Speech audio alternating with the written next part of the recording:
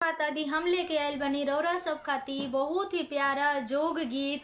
अगर आप सबके अच्छा लगी तो हमारे चैनल के जरूर जरूर जरूर सपोर्ट करब जा। तो चलिए हमनी के सुनल जाओ प्यारा प्यारा जोग गीत। अच्छा लगी तो हमारे चैनल के सब्सक्राइब कर ले जा और कमेंट करके बताइब जा कि आप सबके ये गीत कैसन लागल हटे।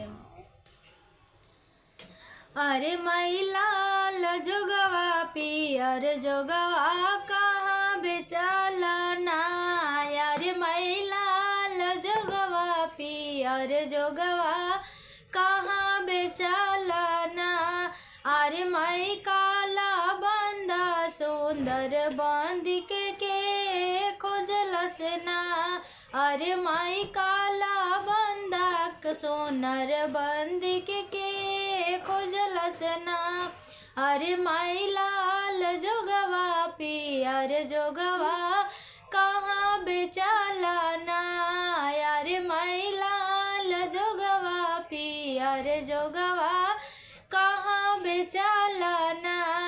अरे बेटी लाल जोगवा पियर जोगवा जे बेचाला ना। अरे बेटी लाल जोगवा पियर जोगवा जे बेचाला ना। अरे माई काला बंदा सुंदर बंदी के पापा खोज लेना। अरे माई काला बंदा सोनर बंदी के पापा खोज लेना। अरे माई लाल जोगवा पियर जोगवा कहाँ बेचाला ना। अरे माई लाल जोगवा पियर जोगवा कहाँ बेचाला ना। अरे माई करिया बंदा सोनर बंदी के खोजलस ना। अरे माई छोट बंदा लमहर बंदी के खोजलस ना। अरे बेटी लाल जोगवा पियर जोगवा जे बेचाला ना। अरे बेटी लाल जोगवा पियर जोगवा जे बेचाला ना। अरे बेटी छोट बंदा लमहर बंदी के पापा खोज लेना। अरे बेटी छोट बंदा लमहर बंदी के चाचा खोज लेना। अरे बेटी करिया बंदा सोनर बंदी के भैया खोज लेना।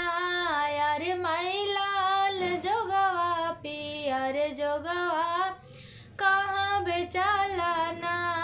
अरे माई लाल जोगवा पियर जोगवा कहाँ बेचाला ना। अरे बेटी लाल जोगवा पियर जोगवा बाजार बेचाला ना।